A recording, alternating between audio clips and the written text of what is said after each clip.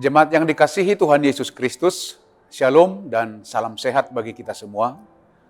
Sebelum melakukan aktivitas hari ini, marilah kita terlebih dahulu mendengarkan firman kehidupan yang tertulis dalam kitab 2 Korintus 4 ayat 14. Karena kami tahu bahwa Ia yang telah membangkitkan Tuhan Yesus akan membangkitkan kami juga bersama-sama dengan Yesus. Dan Ia akan menghadapkan kami bersama-sama dengan kamu kepada dirinya. Demikian firman Tuhan. Yang menjadi tema firman kehidupan kita adalah pengharapan membuat kita setia kepada Allah. Jemaat yang dikasihi oleh Tuhan, iman dalam kekristenan adalah suatu keyakinan sentral yang diajarkan oleh Yesus dalam kaitannya dengan Injil atau kabar baik. Iman merupakan suatu tindakan percaya dan menyangkal diri, sehingga orang percaya atau orang beriman tidak lagi mengandalkan kebijaksanaan dan kekuatannya sendiri, namun sudah melekatkan dirinya pada kuasa dan perintah dari Tuhan yang ia percayai. Dalam hal ini Tuhan Yesus. Dalam kitab Ibrani 11 ayat 1 dikatakan bahwa iman adalah dasar dari segala sesuatu yang kita harapkan dan bukti dari segala sesuatu yang tidak kita lihat. Jadi dapat dikatakan bahwa iman mencakup keyakinan akan keberadaan Allah dan realitas keberadaan Allah di dalam kehidupan orang-orang percaya atau orang beriman. Itulah yang dihidupi dan disaksikan oleh Rasul Paulus dalam tugas panggilannya sebagai rasul.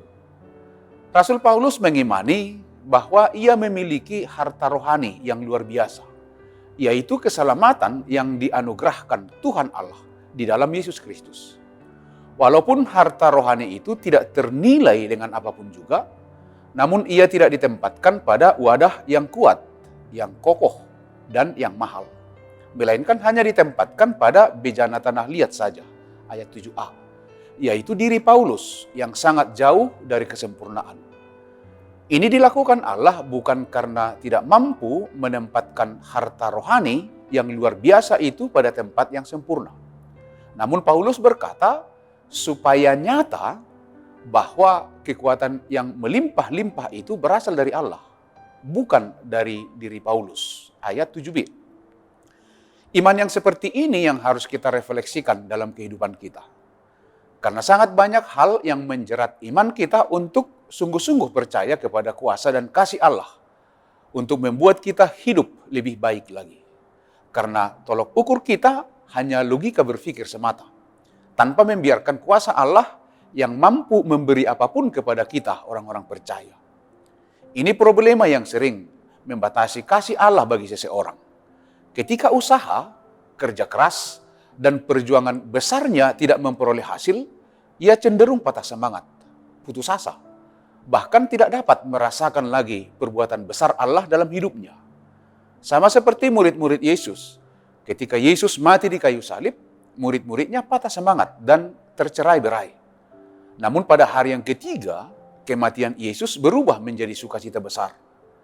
Peristiwa kebangkitan Yesus, di mana kejadian seperti ini belum pernah terjadi sebelumnya, telah menjadi momen yang merubah total seluruh aspek kehidupan. Murid-murid yang sempat tercerai-berai telah dipersekutukan kebangkitan Yesus.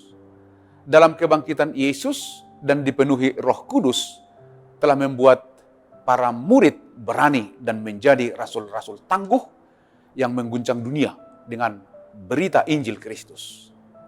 Jemaat yang dikasihi oleh Tuhan, hari ini diingatkan kembali kepada kita semua.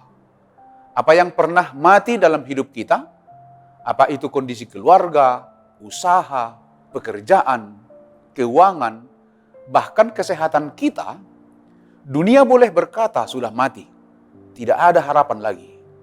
Tetapi hari ini kita diingatkan, dengan kebangkitan Yesus, kita diajak untuk mengimani bahwa Allah menyatakan akan memulihkan kehidupan kita, keluarga kita, kesehatan kita, keuangan kita bahkan, dan pekerjaan kita.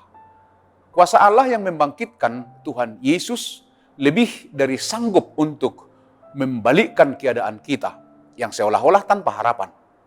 kuasa dan kasih-Nya sanggup bertindak untuk kehidupan kita, untuk lebih baik lagi. Karena itu tetaplah setia kepada kuasa Allah di dalam Tuhan kita, Yesus Kristus. Demikianlah firman kehidupan kita. Selamat beraktivitas, tetaplah semangat, dan jangan lupa mematuhi protokol kesehatan. Tuhan Yesus memberkati kita semua. Amin. Mari kita berdoa. Puji syukur, terima kasih Tuhan, karena kami merasakan penyertaan dan berkat Tuhan. Dan kami percaya untuk perjalanan kehidupan kami sepanjang hari ini, biarlah firman-Mu yang menopang, menguatkan kami. Berkati kami, jauhkan dari segala mara bahaya. Tuhan yang memberikan kesehatan.